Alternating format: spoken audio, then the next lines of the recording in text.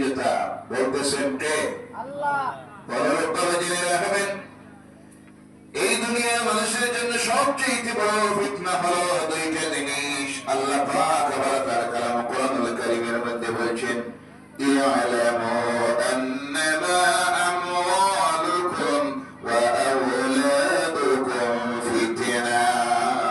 জেনে রাখো, এই দুনিয়ার জীবনে তোমাদের জন্য দুইটা জিনিস সবচেয়ে বড় ফিতনার কারণ হয়ে দাঁড়াবে। একটা হবে তোমাদের মাল, আর একটা আওলাদ, আর একটা আওলাদ। ও আমার ভাই মুসলমানেরা, আল্লাহ রাসূল বলেছেন যে রাখেন, দায়িত্ব দিয়ে আল্লাহ প্রেরণ করে যে প্রত্যেকটা মানুষকে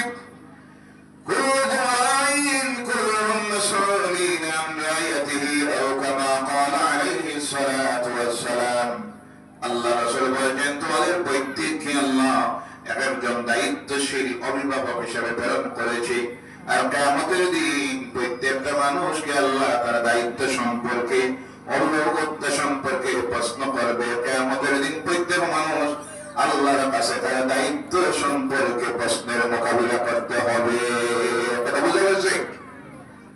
পরিবারের গার্জিয়ান, মা বাপ, বাপের যে দায়িত্ব পরিবারে, তার সম্পর্কে তাকে কিয়ামতের দিন আল্লাহ জিজ্ঞাসা করবেন। মুমিনা যিনি পরিবারের কর্তৃক, ওনাকে আল্লাহ রাব্বুল আলামিন কিয়ামতের দিন জিজ্ঞাসা করবেন। মহল্লার মুরব্বী যারা, তাদেরকে আল্লাহ তাদের দায়িত্ব সম্পর্কে প্রশ্ন করবে। মসজিদ কমিটির কর্মকর্তা যারা, তাদেরকে আল্লাহ প্রশ্ন করবে। মসজিদের ইমাম সাহেব তার দায়িত্ব সম্পর্কে আল্লাহর কাছে জবাব দিয়ে হতে হবে। সমাজের উলামায়ে কেরাম যারা, তারা তাদের দায়িত্ব সম্পর্কে আল্লাহর কাছে জবাব দিয়ে হতে হবে।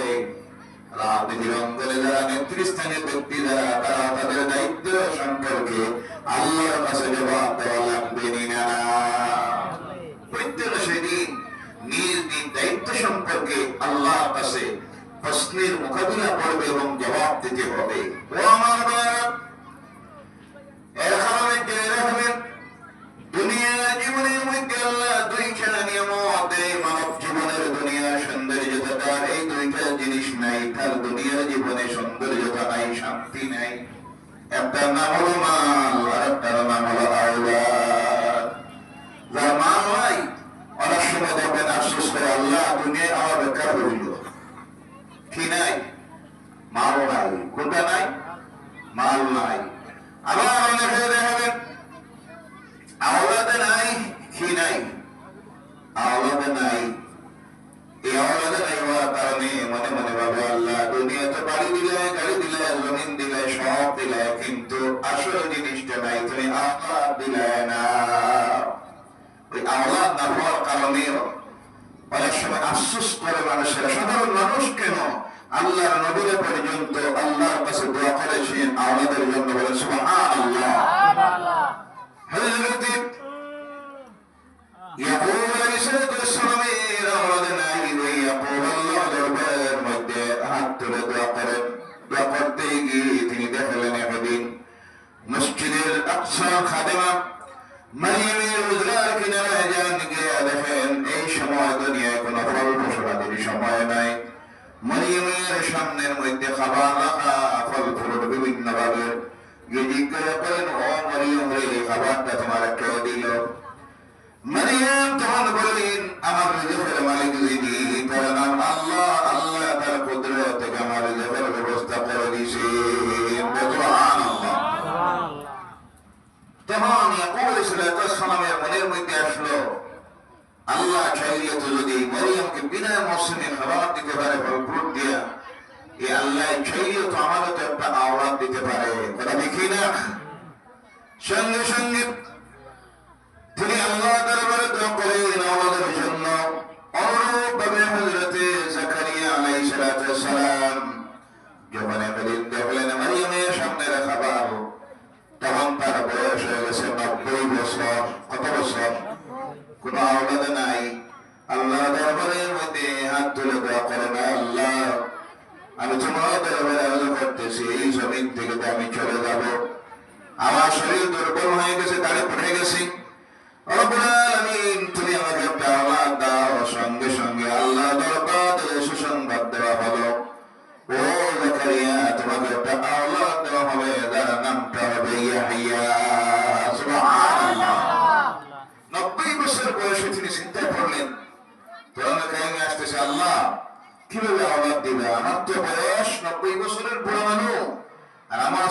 যার জীবনে কোনো আওলাদই জন্ম নেয় নাই, এও একজন বৃদ্ধা মহিলা।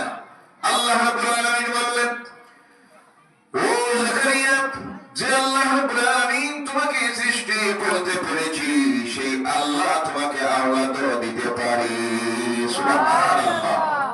আল্লাহর কাছে আবার প্রশ্ন করে নাই, আল্লাহ আওলাদ যে দিবে আমার স্ত্রীর গর্ভ হবে, আমি কিভাবে বুঝবো? আল্লাহ রাব্বুল আলামিন কোরআনুল কারীমের মধ্যে বলেন, ও জাকারিয়া, তুমি তখন দেখবা এক নাগাড়ে 3 দিন তুমি কথাবার্তা বলতে পারবে না। সালাসালায়ালিন সাওয়িয়া। এক নাগাড়ে যখন তুমি 3 দিন কথাবার্তা বলতে পারবে না, তুমি বুঝে নিও তোমার স্ত্রীর গর্ভ হয়ে গেছে। সুবহানাল্লাহ বলেন। এবার 90 বছরের বুড়ো মানুষ আল্লাহ নবী জাকারিয়াকে আল্লাহ আওলাদ দিল, যে আওলাদের নাম হলো ইয়াহইয়া আলাইহিস সালাম। বলেন সুবহানাল্লাহ। ইব্রাহিম আলাইহিস সালামের আলোচনা আপনারা অনেক শুনেছেন। 90 বছর বয়স যখন, কোনো আওলাদ নাই। কি নাই? কোনো আওলাদ নাই। আল্লাহর কাছে দোয়া করেন, আল্লাহ এই জমিন থেকে আমি চলে যাবো, যাওয়ার পরে আমার উত্তরাধিকারী ওয়ারিস কেউ এই জমিনে তো নাই। আল্লাহ আমার একটা উত্তরাধিকারী হিসেবে তুমি আওলাদ দাও। আল্লাহ রাব্বুল আলামিন 90 বছর বয়সে হযরত ইব্রাহিম আলাইহিস সালামকে যে আওলাদ দিলেন, এই আওলাদের নাম হলো ইসমাঈল আলাইহিস সালাম। কোন নবী? ইসমাঈল আলাইহিস সালাম। এইভাবে যদি ইতিহাসকে পর্যালোচনা করা, দেখা যায় সাধারণ মানুষ কেন আল্লাহর নবীরা আওলাদ নামের নিয়ামতের জন্য আল্লাহর কাছে দোয়া করেছেন, আল্লাহ সেই নিয়ামত দিয়েছে। এতে বোঝা যায় আওলাদটা বহুত বড় নিয়ামত, যার নাই দুনিয়ায় তার মনে শান্তি। এর ফলে দেখবেন অনেক সময় মানুষ কত ডাক্তারের কাছে যায়, আল্লাহ ওলির কাছে যায়, পীর সাহেবের কাছে যায়, মাজারের মধ্যে যায়, গিয়ে আল্লাহ ওলি দিয়ে রসিলা নেই, আর আল্লাহর কাছে দোয়া করে একটা আওলাদের জন্য। ও আমার বাবা জেনে রাখবেন, এই দুনিয়াতে মানুষ যখন চলে যায়, যাওয়ার পরে মানুষের 2টা জিনিস মাত্র কাজে লাগে। একটার নাম হলো আওলাদ, আর আরেকটার নাম হলো মাল। একটার নাম আর আরেকটার নাম হলো মাল। তো সব আওলাদ নাই। ওয়ালাদুস সালিহ, নেক আওলাদ যদি কেউ জমিনের মধ্যে রেখে যেতে পারে, আর হালাল পন্থায় যদি মাল উপার্জন করে, এই মালটাকে যদি হালাল রাস্তার মধ্যে আল্লাহ দ্বীনের রাস্তায় এতিম মিসকিনের সাহায্যে, বিধবাদের সাহায্যে, মসজিদে মাদ্রাসায় এমামকায় রাস্তায় মানুষের চলার জন্য, কূপ খরচ করে দেওয়ার জন্য, এইভাবে যে কাজগুলির মধ্যে যে মাল ব্যয় করে যায়, কিয়ামতের দিন কবরে দেওয়ার পরেও তার সেই মাল তার কাজের মধ্যে লেগে যায়। সুবহানাল্লাহ। এর জন্য নেক আওলাদ বলতে আমরা অনেক সময় অনেকে শুধু বুঝি মাওলানা সাহেব, হাবিব সাহেব, কারি সাহেব, আলিম সাহেব বানাইয়া যাওয়ার নাম নেক আওলাদ শেখানো হয়। এটা ভুল কথা। এরা তো নেক, কিন্তু এরা সব একজন নবীর জন্য দায়িত্ব যা কিছু, সেই দায়িত্ব যদি কোনো আওলাদের প্রতি আদায় করে যায়, জেনে রাখবেন ওই আওলাদ নেক হয়ে যায়। সেই আওলাদ তার দুনিয়ার জীবন থেকে সে চলে যাওয়ার পরে তার কাজের মধ্যে লাগে। এর জন্য মানুষের জন্য কর্তব্য হলো আওলাদ নামের নিয়ামত পাওয়ার পরে এই আওলাদের প্রতি মানুষের কিছু দায়িত্ব আসে না নাই। বিশেষ করে 1 নম্বরে, ও আমার পর্দার মায়া, 1 নম্বরে আপনাদের প্রতি দায়িত্ব হলো, একটা শিশু যখন তার মার গর্ভের মধ্যে থাকে, ওই গর্ভটাই হলো আজকের মোবাইলে রেকর্ডিং করার মতো একটা রেকর্ড স্থল। আগে ছিল স্টেপ রেকর্ডার। মানুষ যখন কথা বলতো, সামনে স্টেপ রেকর্ডার রাখলে পরে সঙ্গে সঙ্গে এটা রেকর্ড করে নিত।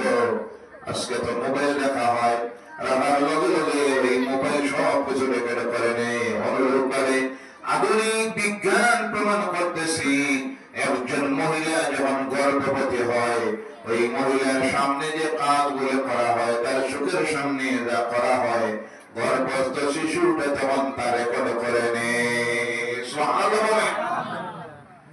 একজন গর্ভবতী মহিলা যদি 5 সপ্তাহের নামাজ পড়ে, কোরআন তিলাওয়াত করে, তাসবিহাত করে, জিকিরাত করে, ধর্মীয় বিভিন্ন ভাবে মাসলা মাসাইলের বই যদি পড়ে, এই গর্ভস্থ শিশু তার মায়ের আমলটা তার গর্ভ থাকা অবস্থায় এফেক্ট করে নে। সুবহানাল্লাহ বলেন। তাহলে বুঝে গেলে একজন মহিলা গর্ভবতী থাকা অবস্থায় যদি ফেসবুক চালায়, কোনটা কথা বলবেন, কোনটা? এত সময় দিয়ে চাপে আসেন না আপনারা, আর খালি জায়গা আছে তো, পিছনে যারা আসতেছে কিছুক্ষণ পর জায়গাটা হবে না, চাপে আসো। আর মোহাম্মদ বলেন লা ইলাহা ইল্লাল্লাহ, লা ইলাহা ইল্লাল্লাহ, লা ইলাহা ইল্লাল্লাহ। বলেন গৌরব সেন দুটো কারণে উপরে রয়েছে।